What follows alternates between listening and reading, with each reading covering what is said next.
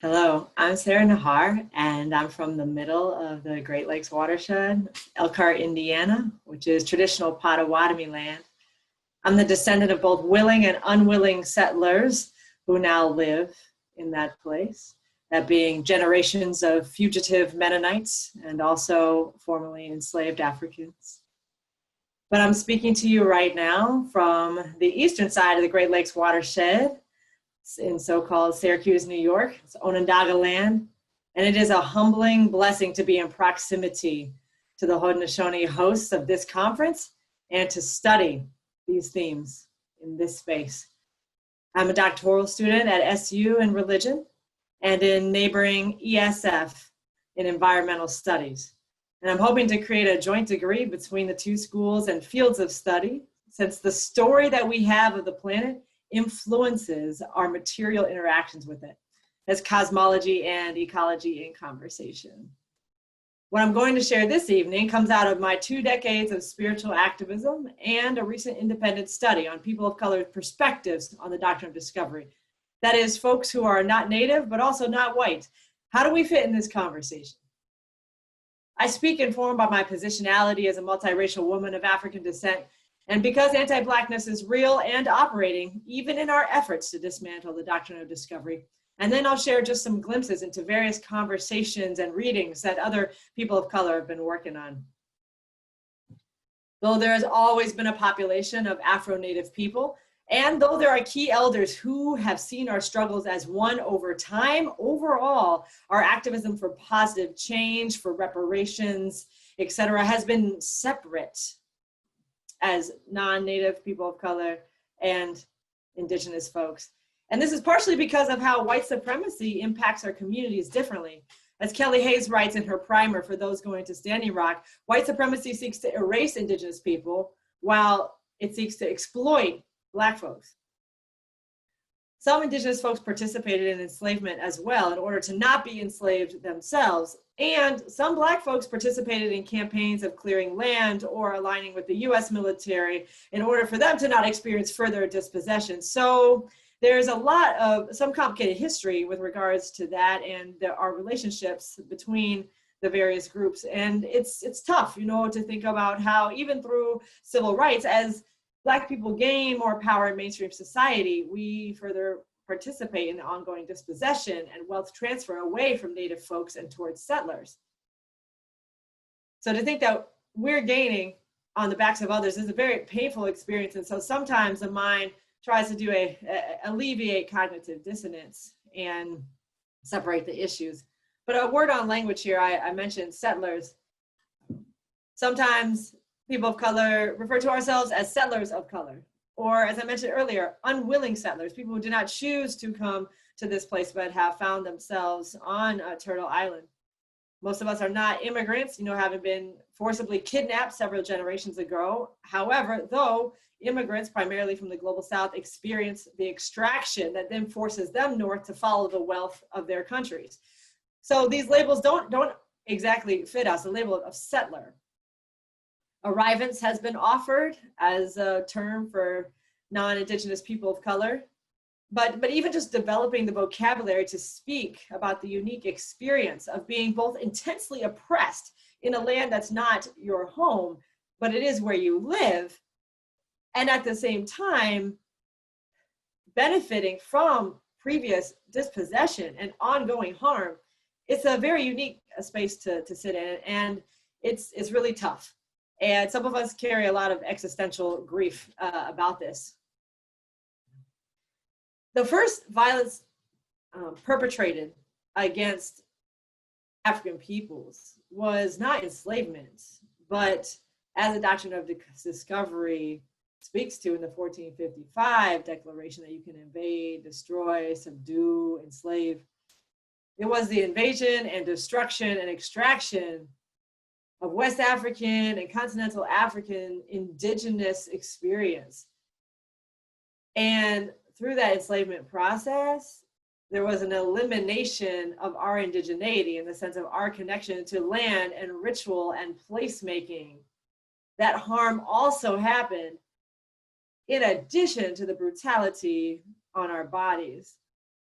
And so when we think about the doctrine of discovery, understanding that those papal bulls were written directing towards Spain and Portugal's maneuverings along the coast of Africa, what was happening there mirrors the type of violence, destruction, disease spreading, and other things that we know has happened here on Turtle Island. So we have, in some ways, a shared experience. And that, talking about that shared experience of loss of ability to connect to place in a way that feels full and healthy is some ground that we can come together with Indigenous peoples of Turtle Island about. Then, yes, the transatlantic trafficking in African people, or the transatlantic trade in African bodies, we also had to recognize is an impact of doctrine of discovery, that we were reduced to bodies and profoundly dehumanized. You might even refer to it as a transatlantic trade in Indigenous Africans.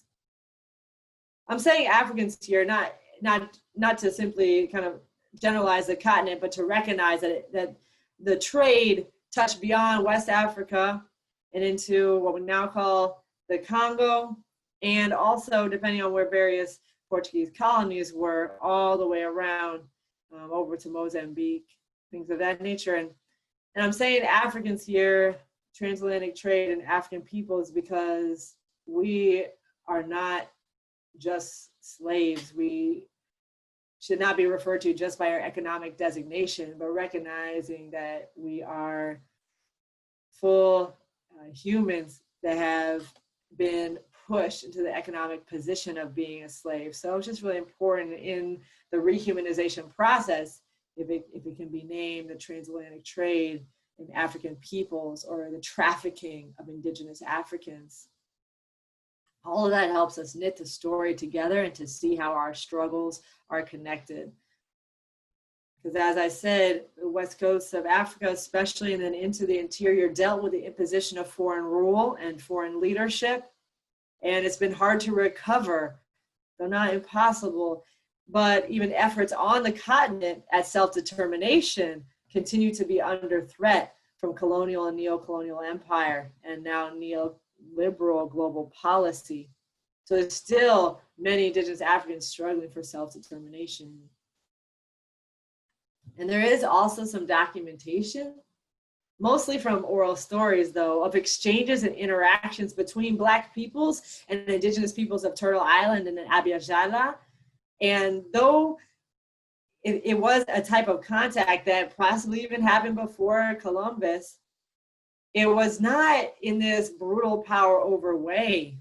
Not all contact, even though a lot of our neurobiology is wired us versus them fashion, there are other ways that people make contact with one another. And coming from communal cultures, there was ways in which there was a fluidity of exchange and understanding and intermingling that happened a lot between African peoples and the peoples of this continental mass here, what's now called North and South America. And so there are other ways to think about connecting, remembering that we have been in contact with one another, not only through the colonial apparatus. Fast forwarding a bit, one other piece that's been a bit of a difficult aspect is how we think about a figure like Abraham Lincoln. For many African Americans, this is some kind of hero, as he is connected with the Emancipation Proclamation and the Civil War and our freedom from enslavement, which is a huge part of liberation. However, we think about some of the deals that Lincoln made. Mark Charles is especially keen on pointing this out. Some of those deals were made directly at the expense of Indigenous folks. And just to point out one thing, the largest mass lynching in history called for by federal government was the Mankato 38+2. And that happened at the same time as part of the same deal as Lincoln is negotiating the Civil War. So the politics of the US put Lincoln in a place where it was playing off populations against each other in order to have that liberation. And it has been a history of that divide and conquer. But if we celebrate Lincoln, that can be like a slap in the face to Indigenous folks who remember Mankato and who also suffered intensely during the Civil War, though that story isn't often highlighted. And even though this is a difficult history of being played against each other, there was all sorts of interactions during the movement for Black freedom that really coalesced around civil rights and Black power struggles, and the American Indian movement and other self-determination and sovereignty efforts were underway as well. And there's some really powerful conversations about this. And Martin Luther King even acknowledged that the roots of racism have to do with the ways in which the United States was colonized, and that these modes of operating, of ugliness, of hatred, of disrespect were honed during the colonial era, and that Black folks were seen in Jim Crow South and all over. And so many leaders have articulated these connections. And this is powerful and helpful because this is definitely a moment of us coming together in a big way right now. For example, the direct violence against George Floyd, Breonna Taylor, and so many other US American Black people has resulted in 73 or more now days of consistent rebellion to brutality and to the infrastructure of racism and violence. And through that process, people have made the connection that not only do Confederate statues need to come down, but that the Columbus statue needs to come down. And Columbus is a symbol of the narrative of the doctrine of discovery. And so the fact that people in the streets are making the connections between the direct violence and the symbolic violence and seeing how both of them need to be addressed is a powerful moment. And some of the graffiti that's been put around on the West Coast, you see comments about the doctrine of discovery, even as they're protesting police brutality. And here in Syracuse, it was out of the impetus of Black Lives Matter movement of marching through these streets day after day and saying, why are we going past Columbus Circle? What does it mean for this statue to be here and what it represents? And in our work in Syracuse together, this groundswell at the moment has been able to catalyze an ongoing process that has wanted that statue removed from the very center of downtown Syracuse.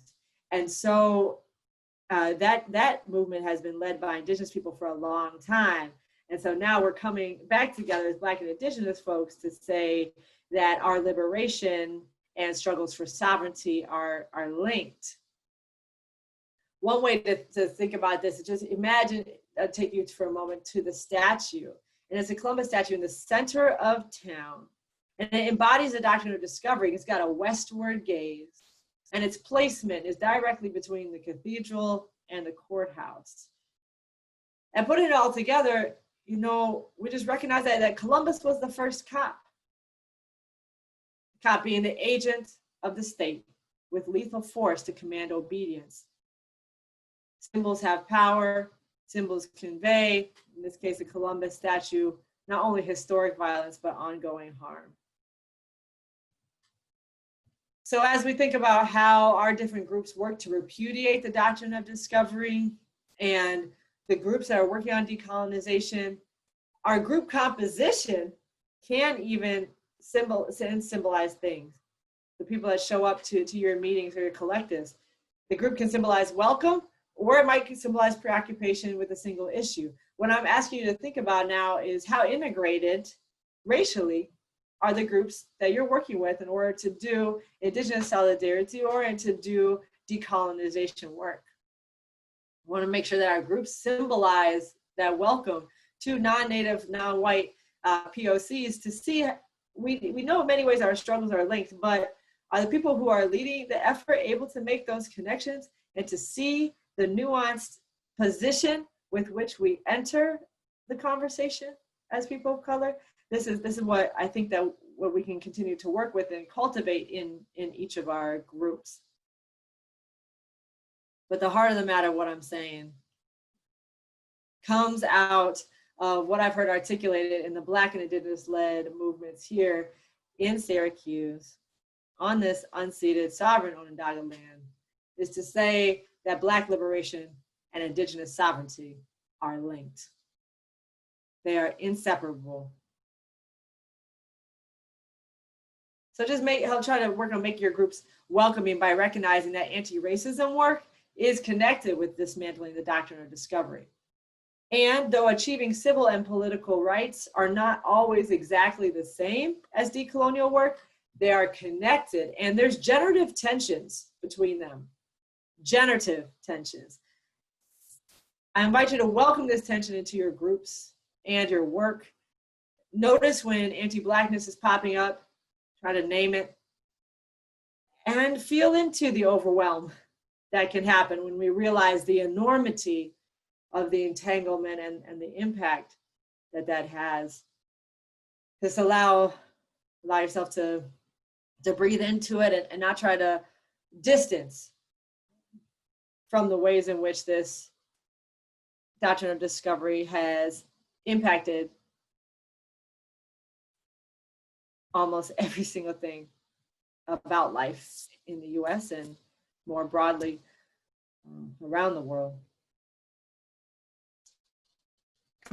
Well, if we start to work on this campaign addressing immigration justice, it will take away from our decolonial work. But when the analysis is able to articulate the connections, nothing takes away from anything. It's just a matter of creating strategic tactics and working with the time and energy that's available, and knowing that we can't do everything, but articulating the connections between different social change and environmental justice work so that people working in other areas can feel connected and seen, and we can grow the power of our movement.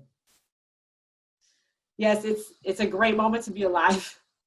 It's a dangerous moment, but it's a great one. Masses of people are calling for an end to white supremacy. And since whiteness has its roots in European Christian hegemony, this is also a call to dismantle the doctrine of discovery. To quote Paul Kivel from Challenging Christian Hegemony, as he was researching the history of race, he began to understand that before Europeans saw themselves as white, they thought of themselves as Christian.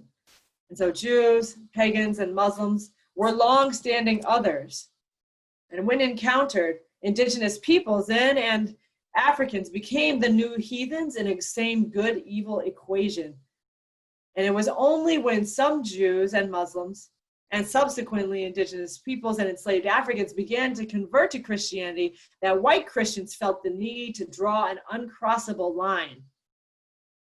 Even if members of those groups of people of color and previously different religious denominations, even if they could become Christian by starting to stipulate whiteness, European Christians would still be able to render them ineligible for participation in society because they were not white. So then being a white Christian and a cis-het man became the criteria for being fully human. So thinking about the ways in which a call for the end of white supremacy is a call to dismantle the doctrine of discovery is pointing out these connections between white supremacy and the doctrine of discovery. So there are so many recruits for your efforts of dismantling the doctrine of discovery. They're out in the streets today. They're doing collectivism today. They're trying to make our voices heard. We're trying to make our voices heard, and we're facing intense repression doing so. But go join them, or go to Oak Flats if you're into more rural activism. Write statements that articulate that it is not the problem of a few riots that are an issue, but that there is an infrastructure of violence, of scarcity and inaccessibility that has created the conditions of today. Dismantling the doctrine of discovery will require us to comfort the afflicted and afflict the comfortable, beginning with ourselves. A number of people of color recognize that we will be controlled by systems of violence, scarcity, and inaccessibility until we can grow our own food and live well on and with the land, and the waters, and the air, and the fire, all the elements. And Malcolm X says, as much the revolution begins with the land, or something to that effect. And so collectives like the Northeast Farmers of Color, or any folk, there are Black and Latinx and a number of other people of color farmers who are thinking about reparations and thinking about what revolution on land looks like. And as they do this, they ask, what does it mean for us to go for food sovereignty on stolen land? What do our accountabilities look like? How might we be in great relationship with the traditional tenders of this place? How might we rethink ownership and decision-making as we do this work of getting free? So a number of collectives working on this, and at the same time, it can be hard to get back in touch with the natural wild world. While some folks relish it as leisure space or romanticized connection, there can be a lot of trauma for us, as the history of the woods being places of white violence against Black folks and others, and campgrounds were segregated and unwelcoming for the longest time. And then the deep history of how Indigenous Africans were trafficked and then forced to interact with the land here in an extractive manner. We were broken as we were forced to break the land, and progress has been built on this hurtful relationship, and so to get back to the land, as I like to say, is a multifaceted, sometimes very slow process. So please understand if we're not trying to spend all the time in the natural world and rural spaces, because then also progress got connoted for many of our communities as moving towards the urban and away from rural spaces. But it is possible. It'll take time, and people like any folk, Northeast Farmers of Color, they're providing a channel for a way to do that. And many Latinx folks I know are working on the reclamation of their Indigenous identity. They've been pushed into identifying with Latino culture and speaking Spanish due to the climate of the US, the political climate, and that's kind of more towards assimilation and English only. And so that the othering has been intense. And so people have worked very hard on making things accessible in Spanish and using Spanish as a lingua franca and way to connect. But this participates in the ongoing erasure of both the Indigenous and African identities present in many Latinx bodies and experiences. And some Latino groups are making connections between the family separation and assimilation projects with regards to what's happening at the southern border, how they echo earlier family separation and assimilation projects with regards to boarding schools.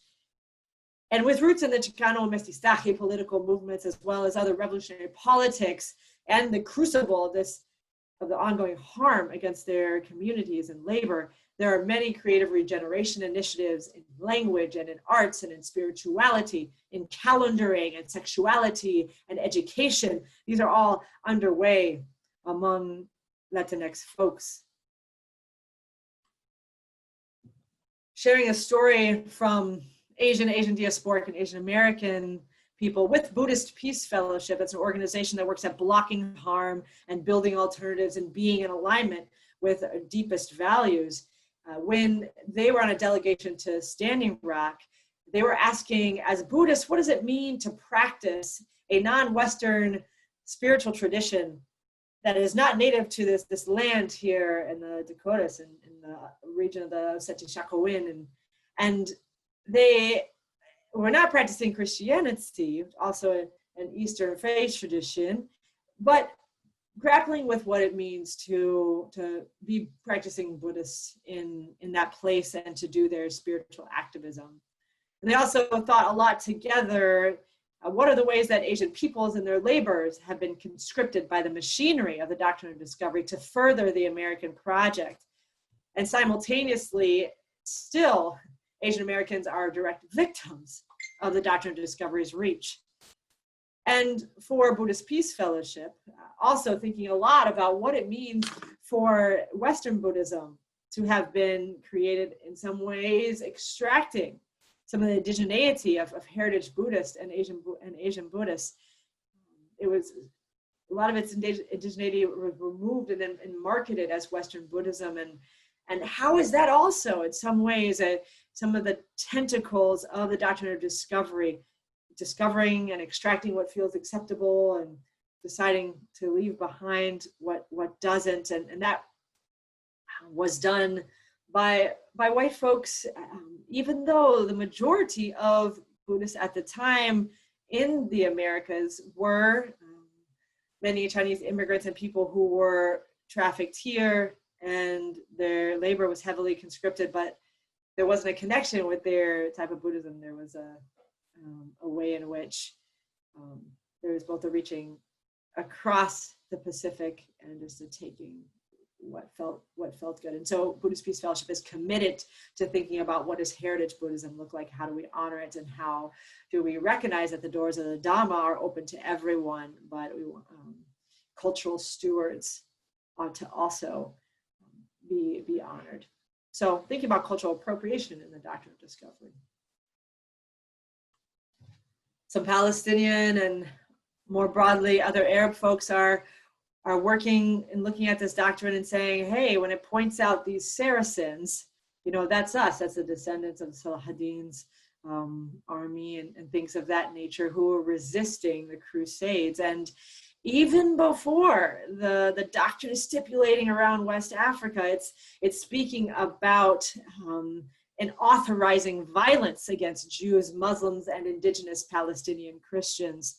And so a number of people led by folks in Jerusalem and Bethlehem and other areas are beginning to study Christianity again as an indigenous wisdom tradition of the Eastern Mediterranean watershed, reclaiming Christianity as the grassroots movement to challenge empire before the intensity of the trauma of mass persecution and Templar destruction and the co-optation by Constantine. So what would it mean to connect to heritage Christianity in that way? And out of that work, they're also doing work to expose Christian Zionism as a modern project of the doctrine of discovery.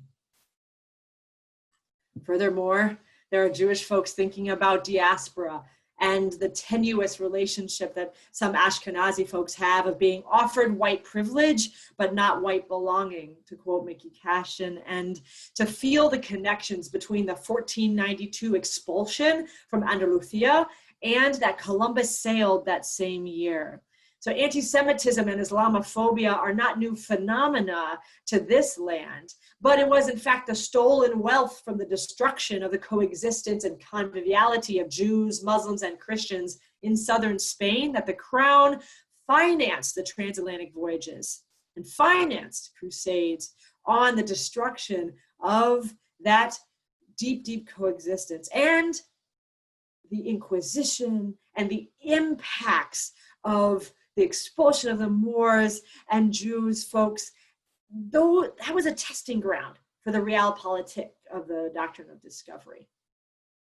And so many folks are picking up on the impacts of how anti-Semitism and Islamophobia have been with us for a long time and how we might work together in deep coalition to think about what is life in the diaspora for those of us who now, as a result of displacement, have some proximities to power, to white power, but are very uncomfortable with what has come along with that. How might we get free from these positions of being used?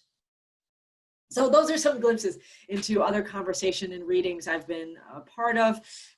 Lots to think about.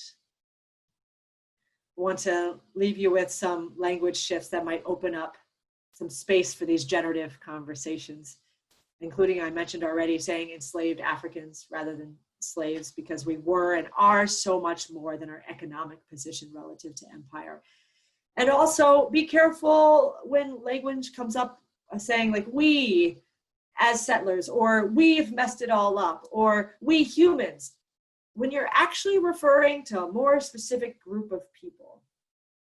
and a more specific power structure that has allowed something to happen. So the universal we can be difficult to connect with as POC carrying our perspectives around the doctrine of discovery, because sometimes we're in that we and sometimes we are not. And knowing what a speaker means will be helpful in creating more space for welcome into this movement. And we do this all, and we just practice articulating these connections. The connections between the Black Lives Matter, the liberation of Palestine and Israel, immigration justice, and dismantling the doctrine of discovery.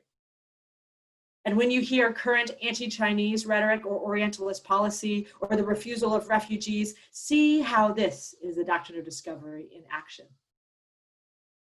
Or when you address climate catastrophe that is so intensely impacting the Pacific Islands and the poles and coastal South Asia or your own community, or when you resist the endless US-led wars on Afghanistan and Iraq and the threats to Iran, articulate how these efforts are part of the dismantling of the doctrine of discovery in this day and age. See you in the struggle. Thank you.